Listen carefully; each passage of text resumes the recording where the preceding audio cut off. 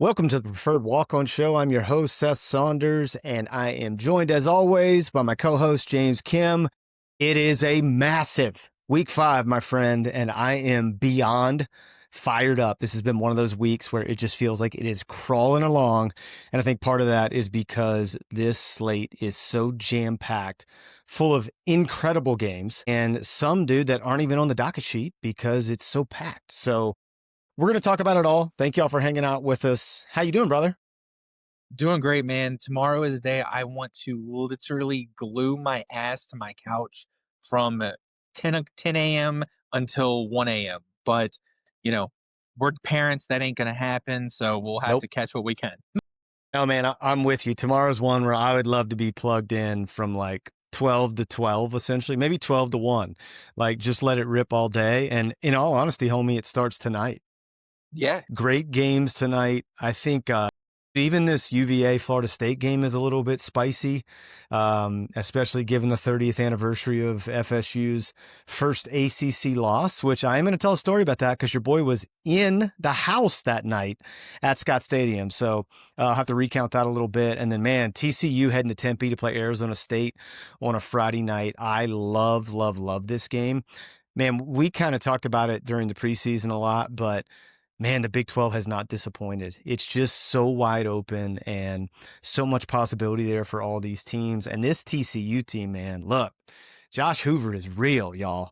And they are going to give people problems all year long. So it's going to be a fun one in the desert tonight. Obviously, look, you got Oregon going to Penn State for the White Out tomorrow night. You got Alabama going between the hedges to play Georgia tomorrow night. I mean, this is, woo. If you can't get jacked up for this, baby, you might want to go see the doctor because something's wrong with the pulse. Okay, like I can't hardly contain myself. Okay, and I ain't even got a game to go to. I ain't playing in one. I'm just gonna be watching it, and I'm this jacked up. So if y'all can't get there, I don't know what to tell you, baby. But it's gonna be a lot of fun. Well, look, I told you about the UVA thing. Have I told you this story before? It's probably been a long time since I told you. We've talked about it multiple times. Yeah, I mean, dude, I've got the ticket. I'll pull it out and post it, but. All right, so this game originally, like the one that's 30th anniversary of it's why they're wearing the uniforms that UVA is wearing tonight, is November 2nd, 1995. Florida State is the ACC behemoth, right? Like they're not just beating people in the ACC, they are punishing people.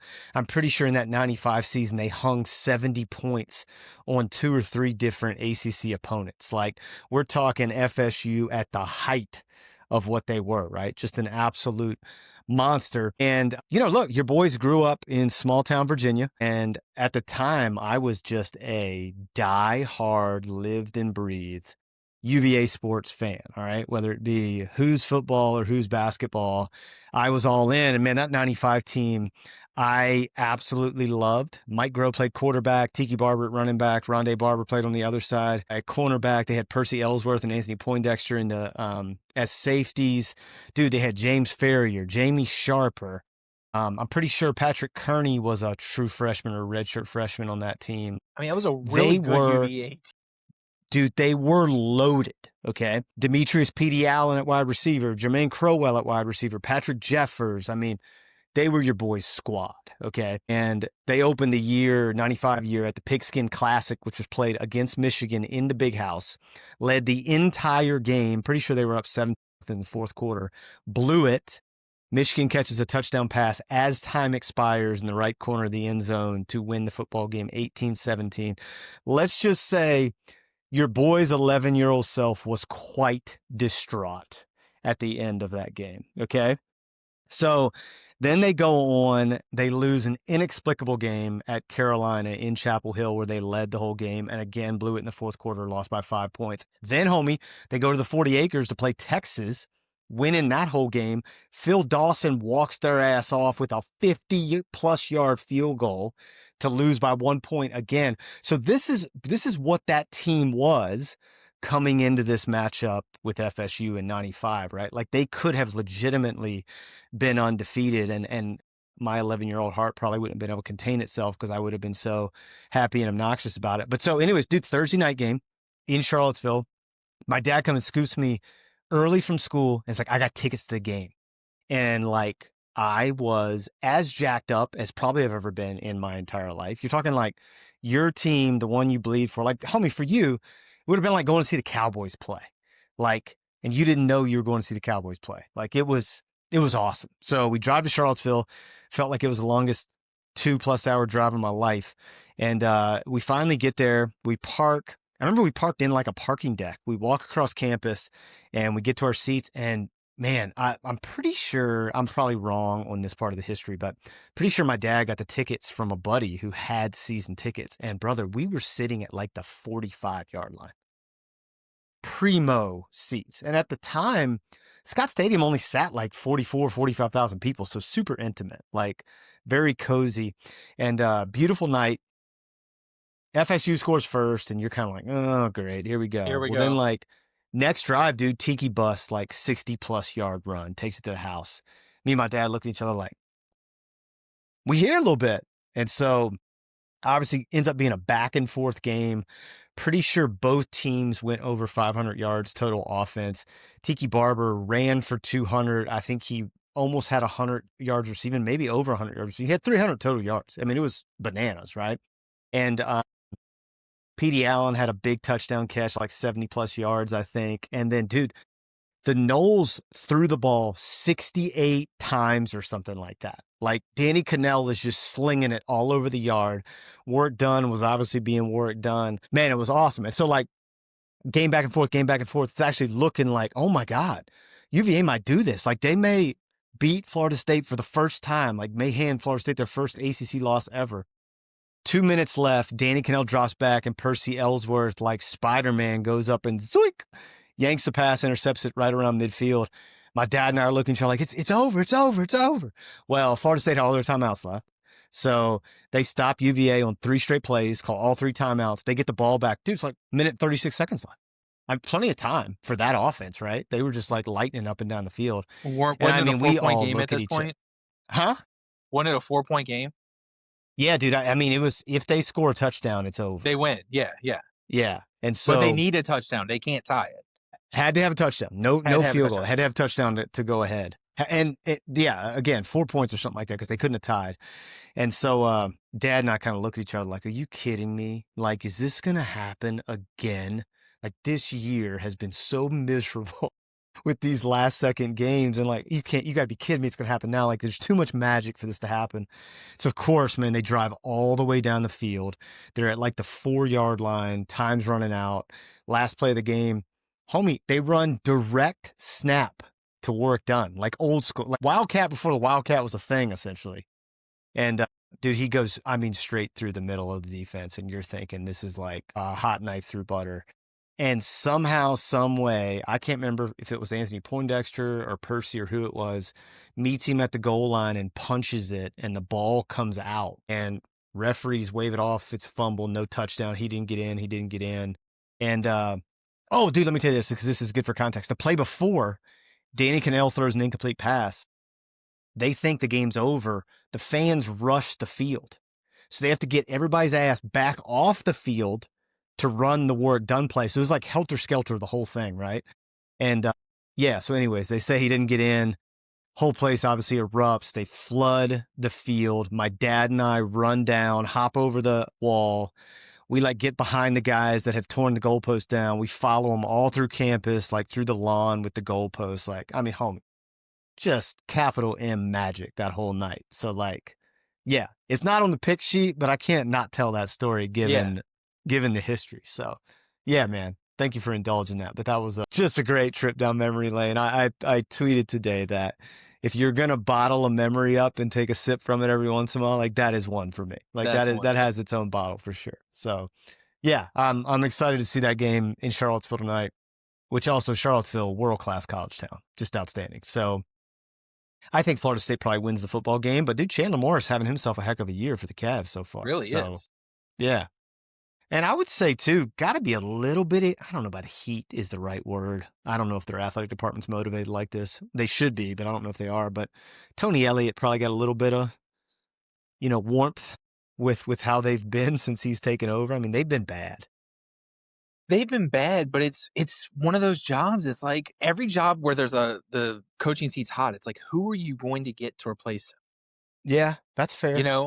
Yeah. With UVA is the type of job, it's like you're not going to get somebody established to come there right now, Yeah. because Well, everybody established is going to be looking for the big time jobs. You're going to have to get a young up and comer or a first time head coach like Elliott. that's why I thought it was a coup when they got Bronco Mendenhall. And I thought, this is going to work. Like, I could see some similarities from a recruiting perspective with BYU, and like almost even better, right? Because you don't have to deal with the religious angle and all those things, which I'm sure is a little bit complicated, right? And so I thought that was a home run hire. And so when he left, I was like, oh man. But even him, it's not like Bronco had massive success there. Like, they were still getting beat by Tech and all the things. And so, yeah, it's an interesting program because they certainly have the facilities. It's a beautiful campus. Obviously, the academics are outstanding. But since George Welsh left, man, they just ain't really had much. I mean, have had some good players and whatnot, but just not really relevant. Anyways, yeah, I think Florida State's like, what, 7.5-point favorite or something in that game. But Last time I looked, yeah, but who knows? Actually, no, it was 6.5 last time. really, their first test though since the Alabama game. I mean, you got to go on the road. Yeah, first team with a pulse.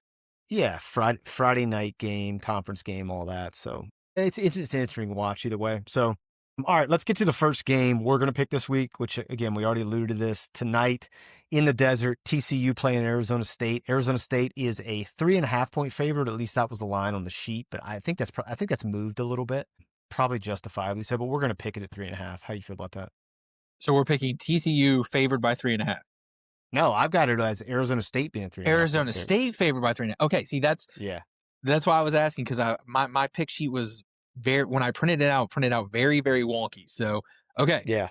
So, yeah, last time I saw it was ASU minus 2.5. We'll pick it at 3.5. So I'm flipping originally I had ASU plus 3.5 at home. I'm like, this doesn't look right. So, No. I'm now flipping that. I think this is going to be very, very close game. This game is going to go very similarly to the Baylor game, I think. Yeah. I'm going to pick TCU with the points. ASU's defense impressed me so much last week against Baylor. Yeah. Robertson, he looked confused a lot. Their offense still kind of stuck in neutral a little bit. They put up 27 points that last, the fourth quarter. They looked great, but the offense still doesn't look quite right yet. Mm-hmm. So I'm waiting to kind of see that click for ASU, but TCU's offense, man, that connection with, I don't know the kid's name, number 1 last week, between Hoover and number 1 just exploded, and they had no answer for him. SMU had no answer for number 1 last week. I mean, he went 3 touchdowns, over 200 yards. So I like TCU with the points. Well, I love this pick. Eric McAllister. I think that's what you're searching for. Eric McAllister, thank you. Yes, he had a monster game last week against SMU. I mean, here's the thing with TCU, and we have talked about him. And again, I feel like no one is talking about it. Dude, Josh Hoover can sling it, baby. And they are a problem on offense. I mean, he like rolls out of bed and he's throwing for 300. And so I can't wait to see that tonight. I agree with you. I thought Arizona State was going to get beat last week. I mean, we talked about it on the show. I didn't think they could keep up with Sawyer Robertson and Baylor's offense, especially on the road. And good on them, man. They needed that bad. But I'm with you. Their offense just ain't looked right. And so you start to question, like, they can't play a track meet, I don't think. I don't think that's their game this year. And they just don't have a Cam. And not that many people do, right? He was such a singular kid last year, but I think they've had a hard time replacing that and finding some dynamicness in that offense. I don't even think that's a word, but we're going to go with it. So yeah, I'm with you, man. I like TCU in this. I think TCU's winning straight up. Like, if they were favored, I do too. I would take them. So I like the Horned Frogs, man. And look, y'all need to learn Josh Hoover's name. The boy can play. All right. I mean, these kids take score, man. Although I am still a little bit salty because Sonny apparently is the one standing in the way of the iron skillet happening perpetually. And so I got some beef with Coach Dykes. Would they say that it's not on the schedule for the next 6 years or something like that? Wouldn't that what Which they said is a last week? Travesty. Yeah. Like that shouldn't be allowed to happen. They should be playing that game. But anyways, all right, we're both on TCU, like that. All right, here's another one. USC heading to Illinois to play the Fighting Illini. Brett Bielema boys are licking some Illinois-sized wounds after the absolute ass beating they took at the hands of the Hoosiers last week. And good Lord, Kurt Signetti, let them up off the mat, my man. Bless. hung 63 on them. Lord. So here's the thing, right? USC had the latest game last week playing Michigan State in LA. Yeah. Now they have 11 a.m. early kick on the turnaround this week. They're 6.5-point road favorites still. Jaden Maeva's been having an outstanding year. Now, granted, USC has barely played anybody that can stand upright and walk, but still, the numbers are the numbers. And given what we saw from Illinois secondary last week and really their entire defense start to finish, I don't know that scoring on them seems to be a problem. But it is also one of those things, and obviously you and I are cognizant of this, week to week, who knows, right? Like, Illinois could come out and play like gangbusters and be outstanding. So it's so hard to prognosticate on this, and we all have recency bias. But where are you at on this? You feel good about the Barge covering 6.5, or you like the Trojans in this? Look, I really like Maeva as a quarterback. I really do. I think he's going to be outstanding. I think he's a good fit for the Lincoln Riley offense. And originally, I had USC pegged to win and cover this. And then I saw Riley bitching about the time. And I'm like, why are you even bringing it up? You are one of the proponents of the conference realignment, these super conferences. This all started with you guys. And it's like, this is the product of that. So you have no leg to stand on with this. And if you're going to start complaining about it now, what's going to happen at the end of the season when you got a 11 o'clock kick and it's, snowing? What's going to happen then? What are you going to say then? So I feel no remorse for them whatsoever. And that leadership, he just screams a lack of leadership to me from Lincoln Riley. So I'm going with Illinois. It just screams SAWFT soft to me. Like, I don't know, man. First off, who cares, all right? I would be of the mindset if I was leading a program. Doesn't matter the time, doesn't matter the place, doesn't matter the weather. None of it matters. You show up, we're here to beat your ass. That's it, right? Like Brent Key. That. Yes, that's it, man. And that ain't Lincoln. And so, I don't know. Here's the thing, man. And this is, again, it's my recency bias, but good Lord, man. How do you give up 63 points to a conference opponent? Big time game when you're top 10 team in the country or whatever they were, 11, close enough. No, they were none. They were none. Oh, they were not. So they were top 10. I don't get that, right? And at a certain point, when you're getting beat that bad, you gave up. Okay. That is bothersome to me. And so for that reason and that reason only, I'm taking USC. I think they're more dynamic offensively. And Maeva's a good player, and he seems comfortable. And even now, going back to last season, the results kind of back that up with him under center for them. So yeah, I don't really feel excellent about it, but I'm going to take USC just because, and again, this is more of an indictment on Illinois. I can't think from a pride perspective, you go out and give up 63 points unless you kind of laid it down a little bit. And so, man, I don't like that. That leaves a bad taste in my mouth. All right, Notre Dame going to play Arkansas. Gosh, bless the hearts of them poor Arkansas fans, brother. 2 weeks in a row, just undone by a fumble. And the one last week was even worse because literally all they had to do was kneel 3 times to kick a field goal and go home with your win. Just so tough, man. Taylor Green still absolutely magnificent. And this is why I think this game is interesting because Notre Dame has not showed that they can stop anything. And Taylor Green and that Arkansas offense are a problem. If they can stop fumbling the football, they'd be a real problem. And so this is an interesting number. Notre Dame, 4.5-point road favorite. CJ Carr and the Notre Dame offense seemed like they figured some things out when they played Texas A&M and they beat Purdue last week, which, by the way, very improved Purdue team. The wizard Barry Odom keeps doing what Barry Odom does and just wins football games. They actually look like a competent football team, which is the opposite of what we saw in the snow and negative temperatures in Bloomington last year. So anyways, where do you sit on this? How do you feel about the Fighting Irish? How do you feel about the Razorbacks? Look, Arkansas just finds way to lose football games in heartbreaking fashion. They do. And I'm not saying that they're going to win this game, but Arkansas did the same thing last year where they found ways to lose in heartbreaking fashion, but they always seem to keep it close. And last year they lost in heartbreaking fashion to Texas A&M and then turned around and beat Tennessee. So I'm not saying they're going to win this game. I'm not. But I think this is going to be a dogfight. I mean, Taylor Green is dynamic.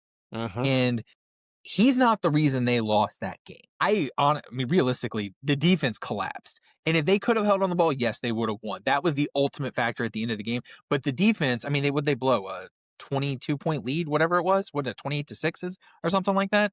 Yeah, it was a monster margin. So, I mean, realistically, if the defense doesn't fall asleep, they walk away with that game comfortably. So I like Arkansas with the points. I think Notre Dame's the better team. But once again, Taylor Green's the most dynamic player on that field. I'm with you, man. I don't know why I'm doing it. It's 2 straight weeks they've bit me, but I'm taking them again. Taylor Green is outstanding, and I do not believe in Notre Dame's defense at all. And they got to go on the road. Like, compounding problems for that defense to go face that Arkansas offense in a home setting for the Razorbacks. So, yeah, I'm going Woo Pig Suey too. Again, I'm just like you. I don't think they're going to win the football game, but I think it's probably more like a 3-point game, something like that. So, yeah, I'm taking the Razorbacks too. All right, next one. Dude, low-key, this might be my favorite game of the day, which is crazy to say, but I'm going to throw some stuff at you. I am beyond excited to watch this football game. Ohio State heading to Seattle to play the Huskies in Husky Stadium on the water. Husky faithful going to be boat gating all morning, going to be revved up, jacked up.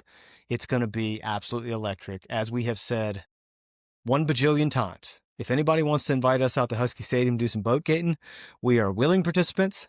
We will buy our plane tickets as soon as possible and come hang out with you, and we will bring all the beer that you need. We'll be great guests, I promise. So, dude, Ohio State's 7.5-point road favorite. Got to go east to west and playing a very, very sneaky Washington Husky team. Where do you sit on this? Give me the Huskies all day long. They have the second longest home winning streak in the nation, I think. Or third longest, behind Georgia. That's correct. Their last loss was in 22 to Washington State in the Apple Cup. Isn't that right? Yeah, that doesn't count. Rivalry game. Well, it still technically counts, but I mean, no, I'm just kidding. I'm kidding. So I think Washington's a very, very good team. I mean, they were one of my picks to make the Big Ten championship game, so I can't back off of it now. So I like Washington to cover with this. I think that they're dynamic. I love their quarterback.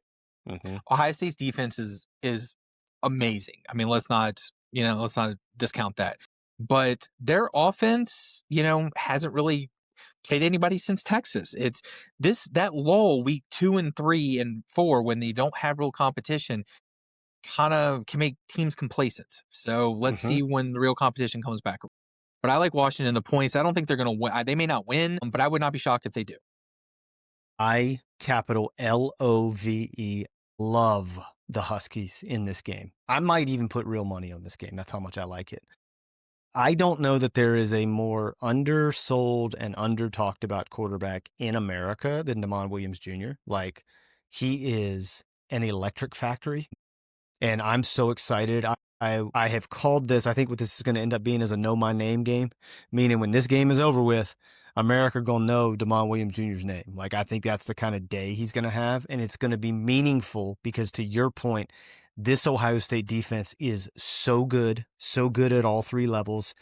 They may have the best defensive player in the country in Caleb Downs, and you could make an argument he may be the best college football player in America. He is outstanding. And so if Damon Williams Jr. has a good game, if he has the game I think he's going to have, he's going to put his name in a lot of people's mouths across the country talking about college football and talking about who's a stud. Jed Fish loves him. Also, let's not undersell Jonah Coleman here, okay? Big old bowling ball of a running back, averaging almost 7 yards a carry on the young season, had over 100 receiving last week. So, man, that's a nice little dynamic duo they have offensively. And a lot to like about Jed Fish. Also, dude, super fun story. You want another coaching origin story? I'm about to drop it on you. You ready for it? Sure. All right, here it comes. Jed Fish did not play high school football, did not play college football. He was a competitive tennis player, okay? He went to Florida for undergrad, and the whole reason that he went to Florida for undergrad, because he wanted to apprentice under Steve Spurrier. So, dude, he leaves hundreds of notes under Steve Spurrier's windshield on campus asking if he can come out and volunteer and help. Finally, gets a shot, goes out, gets on student assistant for Florida's football team in 97 or 98, starts his coaching journey, okay? His roommate at Florida Wait for it. Wait for it. Philadelphia Eagles GM, Howie Roseman. Dude, fun story, right? Yeah, no kidding. Oh, dude, so great. And so, anyways, I just love that. I love it when, a guy knows what he wants and finds his way into it and is having success. And so Fish has done a good job, man. I mean, he had done a good job at Arizona, had recruited well there, and is doing a good job at Washington. And this is all part of that Kalen DeBoer butterfly effect, right? Like Jedd Fisch not at Washington, absent Kalen DeBoer going to Alabama, absent Nick Saban retiring. So all these things, I just think they're a fascinating team, man. And we talked about this on the preview, but Jedd Fisch loves Damon Williams Jr. Like, he believes in him, wants him to be the face of the program. And I don't think you do that as a coach if you don't see something extra special. And so anyways, man, this is going to be a lot of fun. Like, what an awesome game here in this 3:30 window. And then on top of that, so we're both on the Huskies, correct? Yes. Both on the Huskies. And your boy is also saying, I think they might win straight up.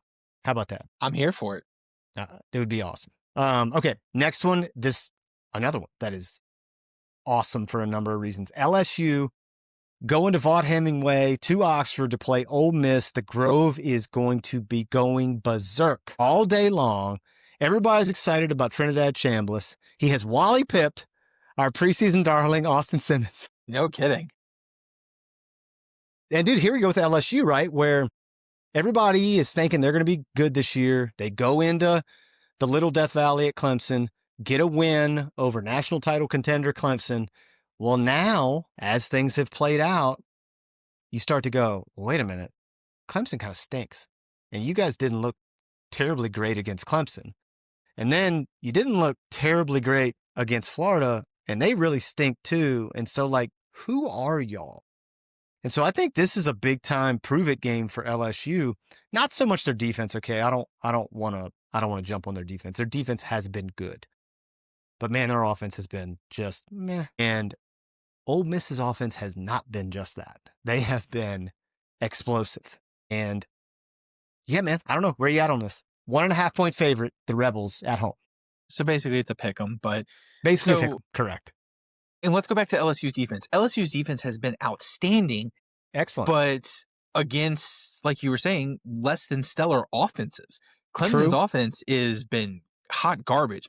And let's not even talk about Florida's offense. Actually, I have a very interesting tidbit about Florida's offense when we get to the Indiana-Iowa game. So I'm ready for this. So, but I'm gonna save it for that. So okay, I like it. So really, how good is LSU's defense? I think they're outstanding, but let's temper that a little bit. I am concerned about LSU's offense when they have to put up a bunch of points in a track meet. Yeah. And I mean, Ole Miss is just scoring at will at this point. I mean, no one's been able to stop Chambliss since he got in there. And I mean, I was skeptical last week. I'll admit that. I was extremely skeptical. I was like, no one has any film on him. Let's see how he does. He's a D2 transfer, yada, yada, yada. And he proved me wrong. So I'm going to take Ole Miss. I think they're going to win straight up. I don't think it's going to be really that close. I think it's going to be close in the first half, and I think they're just going to blow the doors off them in the second half. I don't think LSU's offense can keep up with them. Can we just talk about this? I love this sport, okay? Can we talk about the Instagram post with Lane Kiffin's daughter? So great. They hard launched that she's dating. Who is it? Whit Weeks? Is that the Weeks brother Weeks. She's dating? Yeah, the middle Holy linebacker. Smokes. And then Lane's ass comments, take the over. Oh my God. I love this sport. I love this conference. I love Lane Kiffin. It's just so good. It's so good. By the way, did you watch oh God, what's the, I don't know what it was called. It was the Lane Kiffin E60 thing they did. No. They released it like Tuesday night. I keep wanting to say it's called The Book of Lane, but that's not right. I'm mixing up The Book of Manning, but it's The Many Lives of Lane Kiffin or something like that, okay? It is a must watch. Like, you should watch it tonight. It's that good. Okay. I had forgotten this. They're showing clips from out like his whole journey or whatever. Oh my God, I don't want to forget it and I don't want to say it wrong because it was so funny. Like, I was drinking my cup of coffee as I'm watching it, and I literally almost shot coffee through my nose because it caught me so off guard. I like snarfed when he said it. But he was talking about, oh my God, what was it? It had something to do with like one of his recruiting snafus. And the reporter is like, that's what it was. She said something like, God, what did he tell? Oh, this is what she said. What's your comment on saying that such and such is probably going to end up working at a gas station pumping gas since they're going to South Carolina? And he goes, well, I don't think anybody pumps gas anymore. Everything's self-serve now. So I don't think that's going to happen. And dude, when I say coffee almost shot directly out of my nose, like and he said it with the biggest shit-eating grin on his face. It was so good. So anyways, I tell you that to tell you that you must watch the documentary because it was really, really funny. Chris Lowe had a great quote about Lane Kiffin too. He says, Lane is an acquired taste for a lot of people, and some people never acquire the taste. That's a great quote.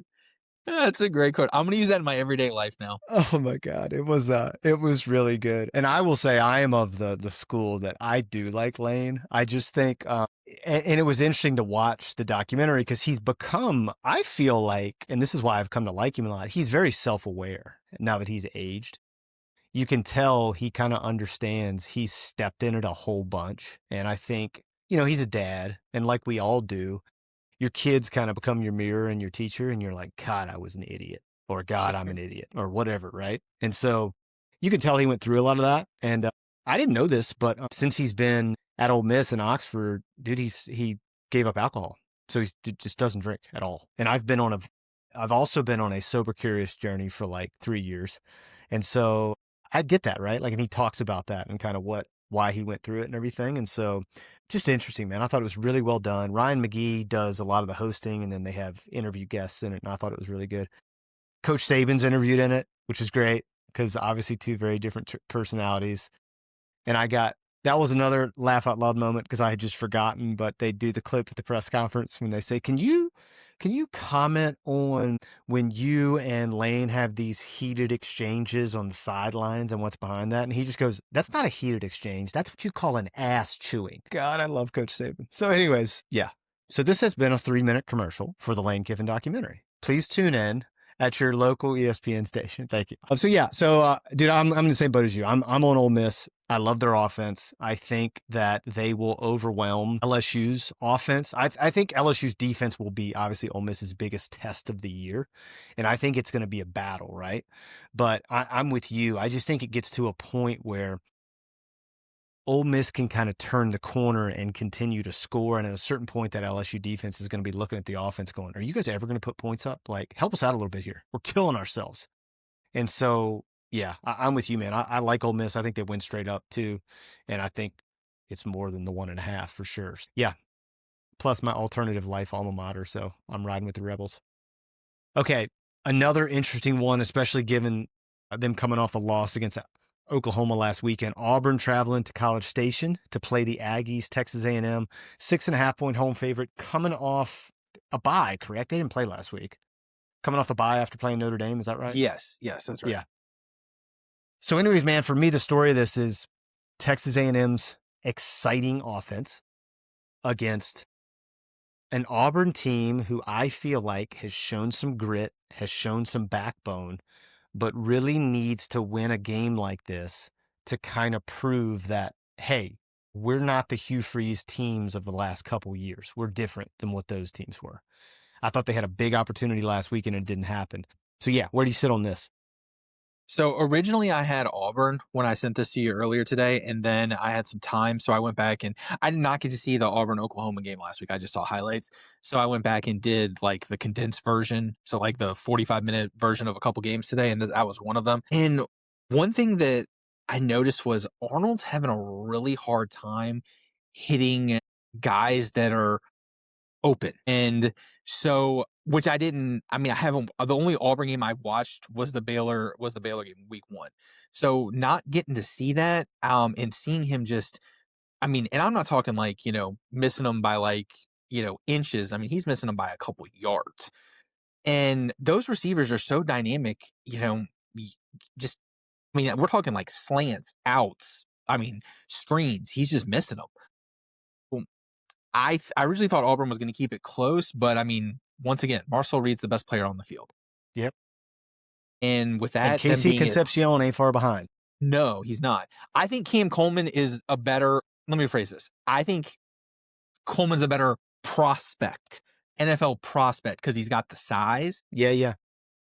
but Concepcion is a better college receiver, hands down for me.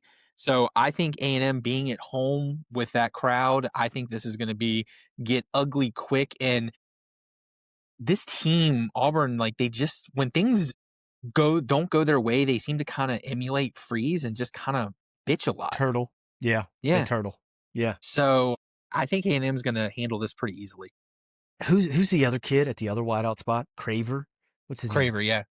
Craver. Dude.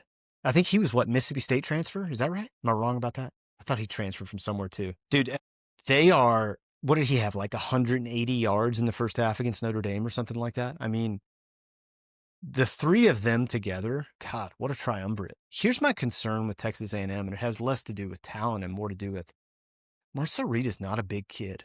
Like, he looked slight in a couple of those dog piles against Notre Dame a couple weeks ago. So I just worry about his long-term health because they're obviously going to be a different ball club with him. It is interesting how bad their defense has looked, given Mike Elko being the head coach, right? Let me throw something at you about Texas A&M too. God, you're going to love this. I'm hitting you with all the great stuff today.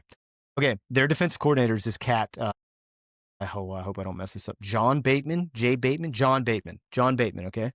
John Bateman, high school football player at Hermitage High School. Really? Okay. Teammate of Jamie Sharper. Really? We're going way back in the time machine. Yes, he played on the Hermitage teams in the early 90s that were absolutely stacked. And played against my brother Brian when he was at Godwin. Yeah, so I thought that was cool. And then, dude, I went to Randolph-Macon and then started his coaching journey. So A&M D coordinator, John Bateman, got Richmond connections, Virginia connections. So I thought that was cool. But yeah, man, they've struggled. But I'm with you. I think offensively they have too many weapons. And it's so interesting you said about Jackson Arnold, man. That was my exact thought watching the game last weekend. I'm like, if Jackson Arnold could throw, Auburn would be a real problem because their wide receiver room is really, really talented. And their defense has played well. I thought they did a nice job containing Mateer and kind of keeping Oklahoma boxed in a little bit. God, what a big loss for Oklahoma too, right? And what did we say? We said this was going to happen at some point. Like, one of these guys was going to get hurt. And I think, was it last week you and I talked about, like, John Mateer to Oklahoma is in a lot of ways like Haynes King to Georgia Tech. Like, yeah, he is their offense. Yeah. And so, man, it becomes real interesting to see how they end up looking and if they end up getting him back for the Texas game. It was funny. Did you see all the Oklahoma fan posts on social the last couple days making like memes and lionizing his hand surgeon? The internet's undefeated, dude. Just hysterical. They took pictures of the doctor that did the hand surgery at the hospital, and they were posting pictures of him with like hearts all around his face and all this kind of stuff. Oh, college football's the best, man. The fans just never disappoint. Well, we're both on A&M on this one. I feel pretty good about this. I think all things point to the Aggies in this one. All right, this is another one that, I'll be honest, for me, man, this is more about, do we think they can cover it?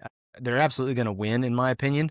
The only thing that I guess could get them is getting bit by the ultimate letdown after that big win on national TV. But Indiana going to Des Moines to play Iowa. Indiana is a 7.5-point road favorite.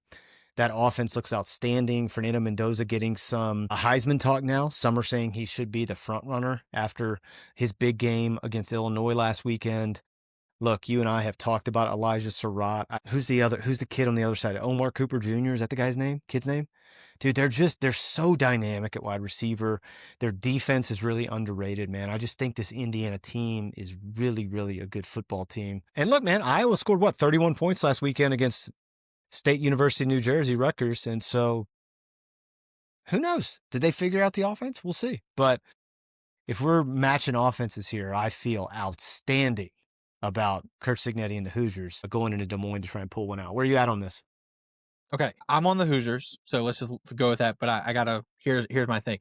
And this is courtesy of Brooks Austin. Iowa's passing game is significantly more explosive this season than in the University of Florida. They're averaging, I think it was 8 yards more per completion than Florida, or something ridiculous. I can't remember exactly what it was. It's something ridiculous. Like, and they're not throwing the ball that much. They only threw the ball 18 times last week and completed 10 of them. But it's like Is that their rankings are like Florida's in the bottom like third of the country and Iowa's in like the top half of the country in passing. is this how Scott Strickland is going to start the dismissal meeting with Billy Napier? All right, Billy, here's the thing. We throw the ball worse than Iowa. Sorry, man, you got to go. I don't know. I wish I had saved it because I saw it in a video today, and I wasn't planning on bringing it up. But when we started talking about Florida's offense in the LSU game, I was like, "Oh my god, I have to bring this up." It was just talking about how the Iowa's offense was more explosive than Florida's passing game, and I I was love like, that. "You got to be kidding me!" I love that comparing an offense to Iowa is detrimental for the one you're comparing. Yeah. It's just a universal standard. Like, oh God, their offense is worse than Iowa's. Man, what a ricochet shot for Iowa. I know. Tough. So I think we're both in the same boat on this then. We're both Hoosiers all the way on this. Yeah. Yeah. I'm with you on that. I think Indiana's they're an interesting squad. I think there's a path for them to be 11-1, I think. Maybe, 11-1. I think 10-2 is super realistic, but I think 11-1 is also very realistic. Okay, I got this one on the sheet because this just has some dynamics to it that stick out to me, okay? Surprisingly undefeated Arizona going to Ames to play Iowa State, who we love. Rocco Beck, Matt Campbell, love what they have going on at Ames there, okay? Iowa State is a 6.5-point home favorite. Got the bye last week to kind of get rid of the Ireland legs and get their feet back under them a little bit. So you feel good about that. But dude, Arizona coming off a big win over K-State. And just, I don't know, man. Who's the quarterback there? Noah Fafita? Isn't that the kid that's there? Jed Fish recruited him. Really good player. Been there a while. Dude just does good things in the pocket. Like, I like him. Good for them, right? They were so bad last year, and some of that has to be the aftershock of Jed leaving. And so I just happy to see them playing well. And I just think this is an interesting number, given how Arizona has looked on both sides of the ball. Going to play Iowa State, who I wouldn't say is a team that blows people out. Yes. So it's just an interesting number for me. Okay. So where do you sit on this? So Arizona's coming off a bye too. So that's a big factor in this for me. Iowa State's offense has put up 24, 16, and 24 points against D1 competition. Mm-hmm. The only game they scored over 24 points is against against South Dakota. So they were struggling against Arkansas State in their last game. So something's not right with their offense. Their defense is still playing great. So let's not take anything away from their defense. Their defense is playing great, but something's not right with their offense. I mean, let's not take anything away. They have their two best wide receivers are playing in the NFL right now. Yep, so they lost correct. two wide receivers in the NFL. So, and they're relying really heavily on the run game, quarterback run, a lot of quarterback power, quarterback counter, but Beck can't do it all by himself. They're just not getting a lot out of their running backs. So long way of saying I think Arizona is going to cover. I have no feel for this game at all because I don't really know how I feel about Arizona because they haven't really played anybody either. Their only their common opponent's Kansas State, and Kansas State's just been a mess. Dumpster fire. So, yeah. I don't really know how I feel about this game because I don't really know how I feel about Arizona, and I just know that I have a lot of concerns about Iowa State. So I like the points in this one. I'm going to throw something at you. Iowa State is the Georgia Tech of the Big 12. Yeah, I can see that. Great head coach, really, really tough team, really good, hard-nosed quarterback that they rely on 98% of the time, right? And so, yeah, they're going to go as Rocco goes. I think they're going to win the football game. I just think it's closer than this. 6.5. To your point, man, their offense has just had a real problem scoring points in a hurry. And so I just think this is one of those slug it out ball games at night in Ames, and I think Arizona keeps it tight. So I think the Cyclones win, but I don't think they're covering this number. So I'm taking Arizona. All right, first big one tomorrow night. Oregon heading to Happy Valley, playing Penn State. I don't know that there's any team in the country that has more of a prove-it game than Penn State does tomorrow night. And what are we talking?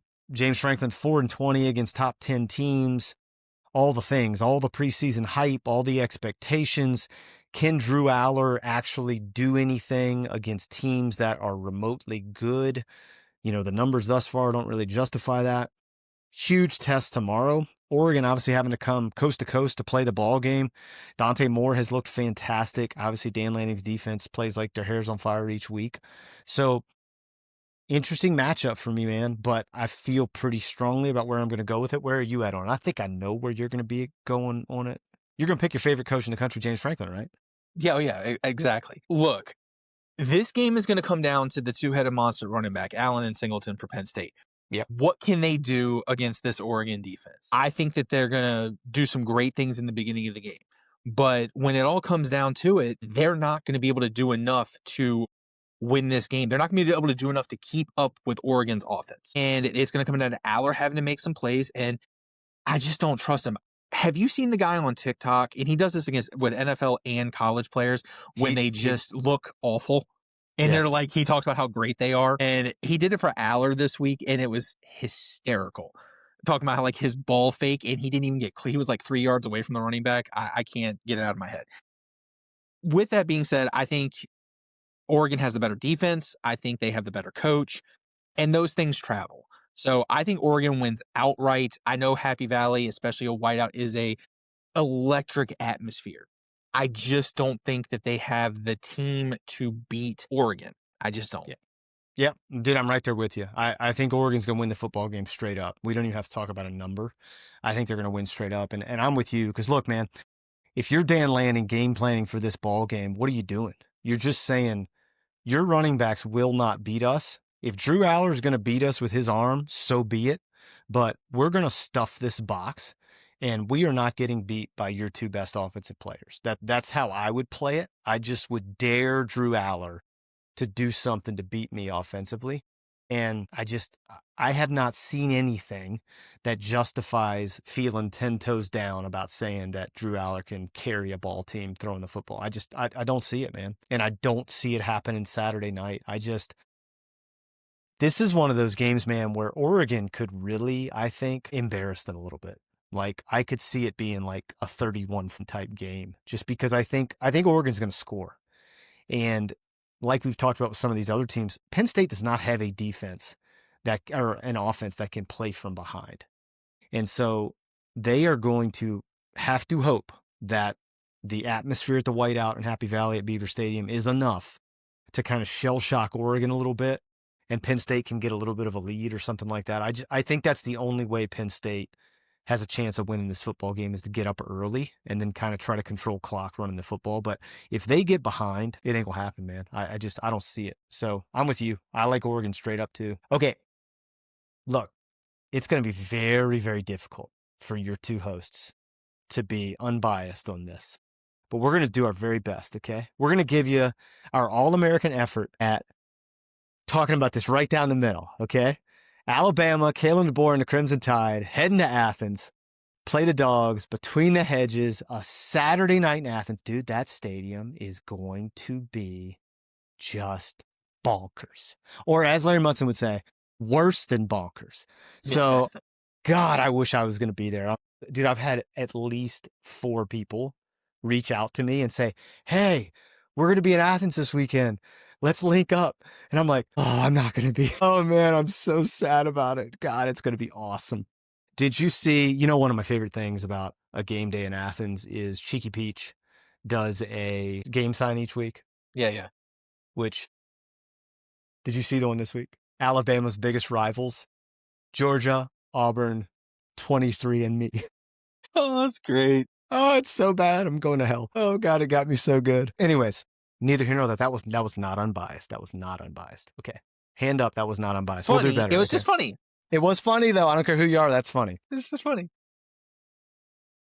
I've said this a bunch of times. I did an interview for an Alabama podcast earlier this week, and I said it on there too. This is what it is for me, okay? This game for Georgia has to be an elephant exorcism. That's what this is about, all right? There are so many boogeymen and demons involved with that program for Georgia, and they have got to do something to get past that, to get past whatever mental block, whatever mental hurdle is there, okay? Because this is not a roster issue. This is not a Jimmy's and Joe's issue. That roster is just as good as Alabama's. They have had just as much success as a program as Alabama has over the last, what was the graphic we saw where something like last 6 years, last 7 years, maybe more than that, maybe last 8 years. Maybe the graphic was since Kirby took over. Same amount of national championships. I think same amount of, I don't know. There's something else. Like, I don't know if it was SEC championships or They have something more like. SEC titles, but it's like everything else is comparable. We have the same number of national championships. They have more SEC titles. We have the same amount of all pros, or it's very comparable, like off by a couple. The first round draft picks are almost identical and like all that stuff. Like everything's almost identical. Yeah. So, but we say all that to say this ain't about some talent disparity or some program disparity. This is about something that we can't quantify. All right. Where when Georgia lines up against Alabama, they don't act like themselves. So anyways, I'm just setting that as a stage, okay? And then you got an Alabama team this year who lost a game to Florida State to open the year that certainly their fan base didn't think they would lose, and certainly no one nationally thought they were going to lose. And in a lot of ways, this is their first opportunity to come back and say, oh, hold on a sec. Call the gravedigger. Y'all done put the dirt on too quick, all right? We're still here, all right? It's the Undertaker meme where they pop out the coffin, right? Like, I feel like that's this kind of night for them tomorrow night. So where are you at on this? A lot of storylines for both programs, both teams. A lot of playoff implications for both teams, especially given Alabama's road moving forward and Georgia's road moving forward, frankly. So where do you sit on this? I have gone back and forth on this so many times. And it's so hard for me to take, the red glasses off. I'm going to go with my concerns. Okay, I like on this. both sides. I'm going to go with my concerns on both sides. My concerns for Georgia are, I think, what every Georgia fan's concerns are. The right side of the offensive line. I think the right side of the offensive line settled immensely against Tennessee when Bo Hughley came in at right tackle. Mm-hmm. Regardless of who's a right guard. I mean, obviously Juan Gaston, we want Juan Gaston at right guard, but if Dontrell Glover has to play, he's a true freshman as well. I think he is good as well. He's going to be really, really good. Just, they're both true freshmen. Juan Gaston obviously won that job for a reason. Ernest Green, regardless if he plays or not, I don't he's think out. He's out. Oh, he is out? Okay. He's out. Well, yeah. Even if he could, we can't count on him for a full 60 minutes regardless. Whenever he can come back and play. I don't think he's going to be there the whole season. So who's playing right tackle? That's the issue. And then the secondary. I mean, Tennessee has a good wide receiver room, but not like Alabama's. Mm-hmm. And then the biggest concern for me for this entire game is, can we get pressure with 5? Yeah. Like, I don't want to have to bring 7 to get pressure. Because if we can get pressure with 4 or 5, I think that it's going to be a long night for Simpson. And because Florida State was able to get pressure with 4 and 5, and Simpson had to run for his life and get him. Now the kid can take a hit. He stood in against Wisconsin and took several hits. But I'm more concerned about if we can get pressure without having to bring more than they have offensive linemen, then I think it's going to be a long night for him. I'm not sure if Georgia can. I think this could be another Tennessee game, and that doesn't bode well for us. Can we do that 2 weeks in a row? I don't know. I think we'll be able to run the ball in Tennessee, even though they got Tim Keenan coming back. I still think we'll be able to run I think we'll be able to run the ball on Bama, even with them having Tim Keenan coming back. He's coming off tightrope surgery. He's a big boy. He's just getting back into game shape. How much is he really going to play? It's his first game back. Yep.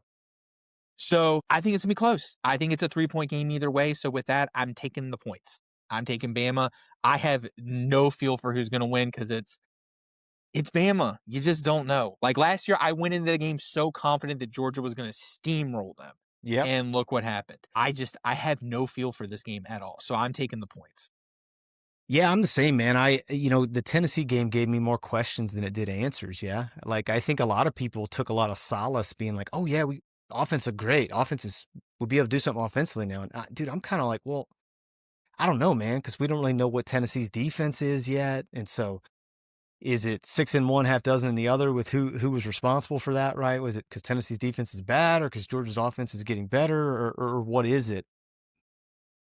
I do think it was a big stepping stone for Gunner. I think if you look at the evolution of Gunner Stockton as a quarterback, we're talking about this coming Saturday night will be his 5th start as a quarterback at the college level. So you got to give him some grace on that progression. And then I do feel excellent about Nate Fraser and the rest of that running back room. I mean, you're talking about a bunch of guys that can really do some things and contribute. And so if I was Georgia, you got to focus on being able to run the football and control the line of scrimmage, which I do feel like each time they play Bama, they just don't win the point of attack. No, I mean, that seems to be the constant, is not winning the point of attack when they play Alabama outside of the 21 national championship game. And you're talking, you had a generational set of defensive linemen that are now all playing on Sundays. So it's one of those things where that's the watch for me. I think for me, the two groups I'm looking at the most is Georgia's offensive line and then Georgia's defensive line for the same reasons you already talked about. Okay.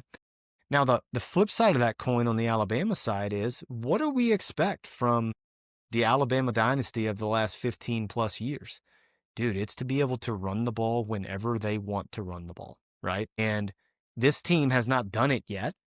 Part of that is because Jam Miller hasn't played yet, and he's going to play tomorrow night. But to your point, no different with Tim Keenan. Dude, he's coming off of what? He had a separated collarbone or something like that?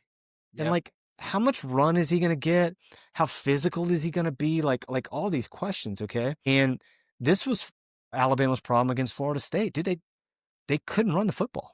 And so Florida State could. Florida State runs for like 240, and I think Alabama ran for barely 100 or something like that. I mean, it was just so starkly different than what everybody has come to expect of an Alabama program. And so I don't think, especially playing a Georgia team, I don't think you could have a situation where, oh, Ty Simpson's just going to drop back and throw it 45 times and we're going to win the football game. I just don't see it, man, because I think they'll start scheming stuff to bring pressure. Now, to your point, that Alabama wide receiver room is as deep gets, okay? It's Grand Canyon deep. I mean, they got talent coming out of their ears in that room. And so Georgia's secondary got cooked at Neyland. And so that is certainly a matchup to watch, is that receiving room against Georgia's secondary. And look, man, Ty Simpson's completing, 70% of his passes? So he's been efficient. I think he's mobile enough to extend plays and do some stuff off schedule, which has to scare you a little bit, given how Georgia's back half looked against Tennessee. I think the unit for me that has to really show up and be exceptional for Georgia is their linebacking crew, right? Like, that's the unit that they're most elite, is that linebacking room. And so they've got to do some things and change the game. They got to tilt the field a little bit for the Dogs. So that's where I'm at on that. I think if we're really talking about it, though, it's got to be, I don't want to use the word weakest because it's hard to calibrate that yet, but it's the offensive line that you've been least scared of when you've played an Alabama team. You think that's fair? Yeah, I think so. I think they're more gettable than they've been in the past on the O-line. So that's what we'll be watching first quarter, right? Is what that cadence looks like, what that rhythm looks like between those two offensive lines and defensive lines. Who's winning at the point of attack, who's able to control that line of scrimmage and kind of see where it goes. I think all things considered, roster-wise, man, this is a super even Jimmy's and Joe's thing. It's just really hard to pick. I love that Georgia's getting this ball game at home for the first time since 2015. I think that atmosphere will matter. And look, Kalen DeBoer's Alabama has had problems on the road. And so if there's any kind of, one-off or turning point, maybe that's it. Maybe having home field is the big thing here. I'm with you, man. I have no feel for this. I'm going to take Georgia, but of all the picks we've made today, it's the one I probably feel the least confident in, just because it's Alabama, right? But I just do think they are more settled into who they want to be. Like, offensively, they seem to have a pretty good idea of what they want their identity to be. They know they want to run the football. They know they want to run play action. They know they want to try and get vertical to make sure to keep you honest and keep you from coming down into the box. And the interesting thing is, for the first time in a while, maybe since Stetson actually, Gunner gives them that dynamic of, hey, we got to leave a guy down to account for him, because he's not going to bust anything, but you got to honor it. So I think that's a different dynamic offensively for Georgia. So yeah, I'm going to take the Dogs, but again, I don't feel excellent about it one way or the other. I do know this. I am super envious of all 93,000 plus of you that are going to be in Sanford tomorrow night experiencing it, because it is going to be awesome. So I can't wait for it to kick off. All right, last one on the docket, Bubba. FCS game of the week, baby. From Moscow to Missoula. separated by the Bitterroot Mountains. Idaho going to play Montana in the Little Brown Stein rivalry. Woo! Look, if you can't get excited about that, you got problems, all right? We're talking, they've been playing this game since 1903. These schools are 200 miles apart. No love lost. And they've been awarding this Little Brown Stein since 1938, since the 25th meeting in the rivalry. Also, a little origin story on the Little Brown Stein. Apparently, just randomly, a student writer for the Montana newspaper is just like, yeah, I think we should have a Little Brown Stein to commemorate who wins this game. So he pays somebody $25 to craft this Stein in 1938, and that's where it came from. So, hey, good on you. I would love to have a cold and frothy beverage maybe out of the Little Brown Stein. If that's ever a possibility, sign your two hosts up for that. Or conversely, if anybody wants to send your boys a couple replica Little Brown Steins, we will make them the official drinking vessels of the Preferred Walk-On Show. So anyways, I love this. And it's not even, dude, pretty sure South Dakota plays North Dakota State tomorrow too. Great FCS docket tomorrow. So make sure and tune in to the FCS action. But this is the one we're picking, baby. Y'all should know by now, if it involves some kind of trophy or trinket or something of that nature that goes along with winning the football game, we will love it and we will pick it. So that's why we are here right now. All right. So where are you going? You going Vandals? Or are you going, what's Montana? The Grizzlies. Give me the Grizzlies. Give me the Grizzlies. I think the Grizzlies are good. I mean, Grizzlies are 3-0. What are they? 4th in the nation, I think. 4th or 5th in the nation. They're top 5. I know that. I mean, Idaho's 2-2. They're 10th in the nation. I mean, great matchup this week. I'm Grizzly home field advantage. Give me the Grizzlies. Well, this kind of forces my hand. I've been snake bit all year on FCS picks, but it is what it is. I am taking the Vandals plus 5.5. I love a road team here. I love the history of this. Also, did I see that home field has Idaho shirts that say like Fightin' Taters on them? Fightin' Taters. They wore helmets. Last week, I think, that said Fightin' Taters. Black with yellow script. 10 out of 10, no notes. Yeah. If there ever was a reason to take a team, that's it right there, okay? I mean, if we're being honest, the Spud is my favorite food group, so I think that locks that in. So, yes, give me Idaho. Dude, first off, Grizzly Stadium is magnificent, and I have heard that it is just absolutely raucous from an environment perspective. So, that's another one, man. Plus, doesn't this just seem like this is the type game? Idaho, Montana, separated by mountains, border war on the next episode of Mountain Man. Like, God, this is awesome. I just feel like this is one of those games where I would only want to attend if I could ride my horse to the game and like strap it to the wooden pedestal before I walk in. Yeah, that's where I'm at with this. Who's the most famous Idaho alum, NFL alum? Oh, God. Oh, I should know this. I'm thinking about South Dakota State.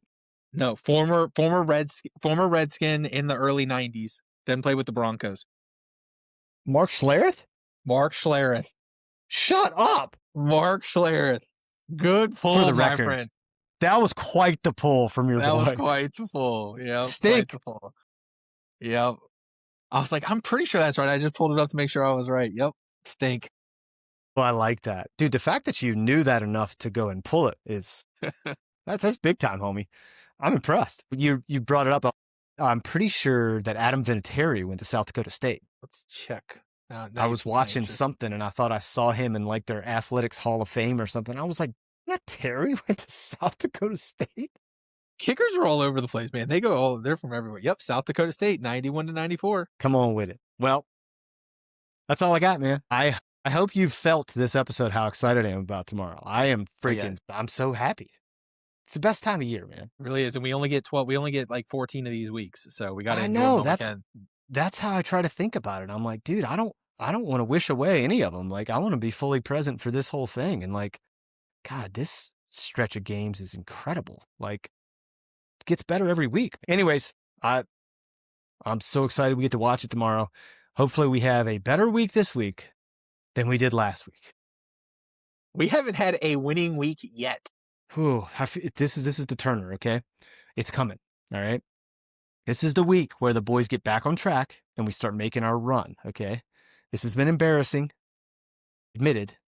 We're not this bad, okay? We have the history to show that we're not this bad. We're just a little off kilter. This is what happens when you're a pappy to this many kids, okay? they start to suck away at your brain powers. Yeah, no kidding. Hey, I'm a grandpa now, man. I'm getting old and gray and all this, you know. He's grandpa. God, he's grandpappy. This is. See, that's what I'm telling y'all.